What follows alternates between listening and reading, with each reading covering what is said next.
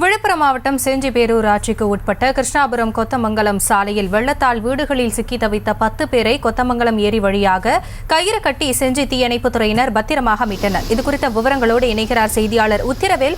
உத்திரவேல், வணக்கம். தொடர்ந்து விழுப்புரம் மாவட்டத்திலும் பெஞ்சல் புயல் எதிரொலியாக ஆங்காங்கே மழை வெள்ளம் சூழ்ந்திருக்கக்கூடிய காட்சிகளை தொடர்ந்து பார்த்து வரக்கூடிய சூழலில் அங்கு ஏரியில் சிக்கி தவித்த 10 பேர் தீயணைப்புத் துறையினரால் மீட்கப்பட்டிருக்கிறார்கள்.